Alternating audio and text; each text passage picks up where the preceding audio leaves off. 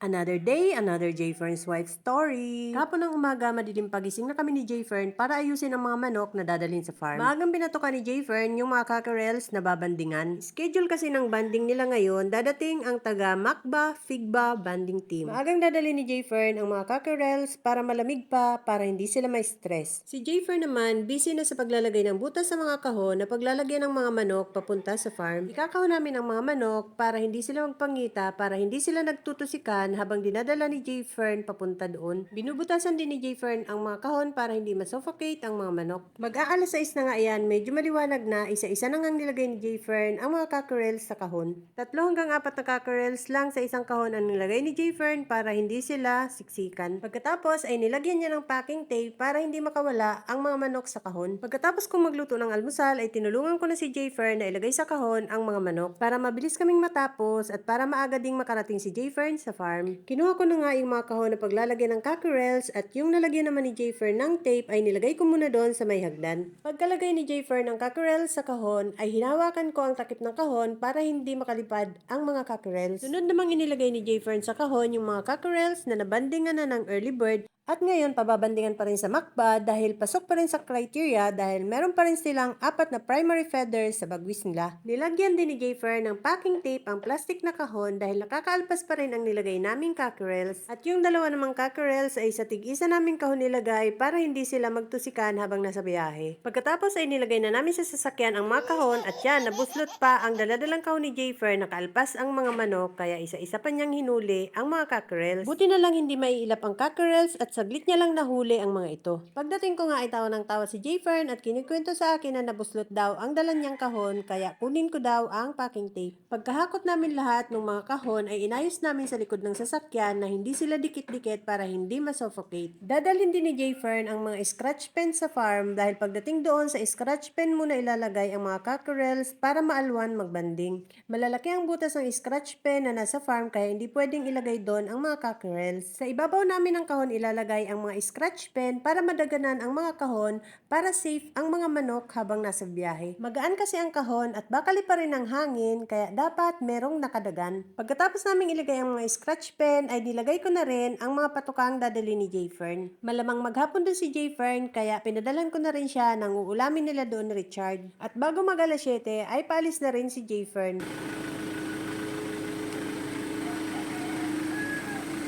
Pagkaalis ni J. Fern ay nagsimula na ako magpatuka ng manok. Inuna ko muna yung mga sisiw na nasa kahon, inilabas ko na at nilagay ko sa brooder. Pagkatapos kong ilabas ang mga sisiw sa kahon ay nilagyan ko na ng patuka ang kanilang patukaan. Pagkatapos ay nilinis ko ang multi-purpose pen kung saan nakakulong yung mga cockerels na papabandingan. Doon ko na kasi ilalagay yung mga sisiw na nasa scratch pen na magugulo. Baka pag maluwag na ang lalagyan nila ay hindi na sila magpaluan. Pagkatapos kong linisan ang multi-purpose pen ay nilagyan ko na ng patuka ang patukaan ng mga sisiw na nasa scratch pen para pag nilagay ko sila doon ay hindi na sila magligalig. Malamang gutom na sila kaya pagkalipat ko sa kanila ay tutuka na lang sila sa patukaan. Sana wag na silang mag-awayan dahil baka pag sumuot ang isang sisiw dito sa steel matting ay makalusot pa. Pagkatapos kong patukain ang mga sisiw ay yung mga alpas naman ang pinatuka ko. At para walang sisiw na makalusot sa steel matting ay nilagyan ko ng plastic screen. At para magkasya yung plastic screen hinati ko sa gitna dahil dyan lang naman sa ilalim yan susuot ang mga sisiw. Itinali ko lang ng straw ang plastic screen para hindi matanggal kapag inumbang ng sisiw. At kapag lumaki na sila at hindi na sila kasya dyan sa butas ng steel matting ay tatanggalin ko na rin ang screen. At nakakatuwa ngayon ang mga sisiw dahil magtatanghali na yan pero hindi pa rin sila nag-aawayan. Ayan, nilagyan ko ng harang baka makalusot pa sila dito sa steel matting. Hindi na sila nag-aawayan. Malaki na ang ano nila, ginagalawan. Pagdating ng mga cockerel sa farm ay pinalagay muna ni J. Fern sa scratch pen ang mga ito.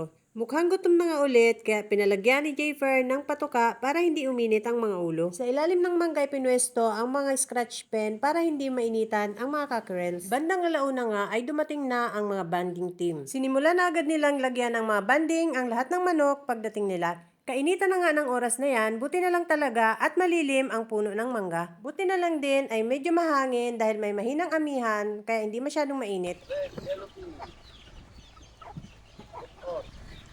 Red yellow pea only. Red yellow bee. Only. Hindi nila nabandingan ang lahat ng manok dahil kinulang na sila ng pangbanding. Pagkatapos nilang mag-picture taking ay umuwi na nga sila at sa 15 ulit ang balik nila para mabandingan yung ibang mga sisiw. Pagkatapos ay hinakot na nga ang mga cockerels ni Richard sa ranging area. Sa kubo niya muna nilagay para masanay muna doon. Maliit nga lang ang ginawang pasukan ni Richard papunta sa range area. Isang tao lang ang kasya. Naninibago pa nga ang mga manok nung inalpasan ni Richard. Para pa silang takot dahil naninibago sila sa lugar. Pero maya-maya din ay masasanay na yan dyan.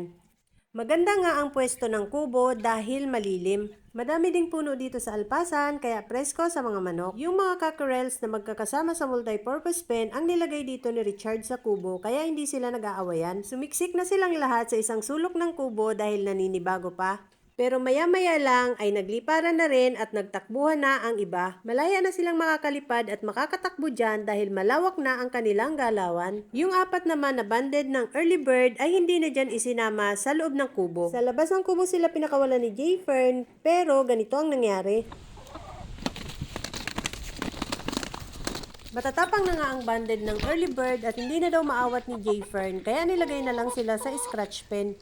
Pagdating ng hapon ay pinatukan na ni Richard ang mga cockerels sa loob ng kubo. Biglang tahimik silang lahat, mga gutom na yata. Nagbacterial flushing din si Jayfern kahapon dahil maamihan nga at bagong banding din sila. Bukas ng umaga ay sa labas na ng kubo ito patutukain ni Richard para pag merong namamalong cockerel ay makakatakbo yung iba. Kapag nasanay na yan dyan ay hindi na rin yan magpapaluan.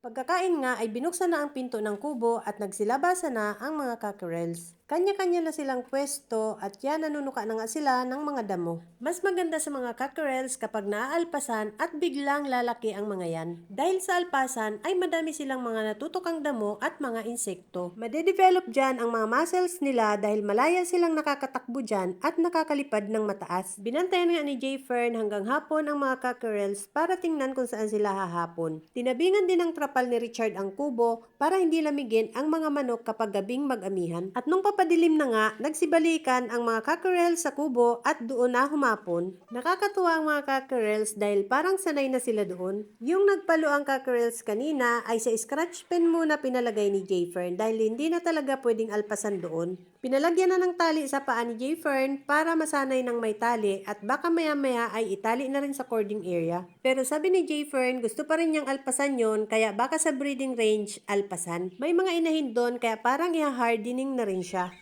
Yan. Ito na ang inyong bagong bahay. Yan, dito na sila nahapon. Oh, isa-isa nang napasok. Ba, marunong na. Kala mo, sanay na eh.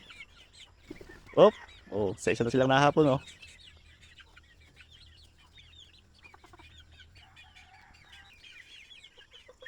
Ayaw pa pumasok yung isa. Yan. Yan sila. That's all guys. Thank you so much for watching. Please like, share, and follow for more. See you in my next video. Bye!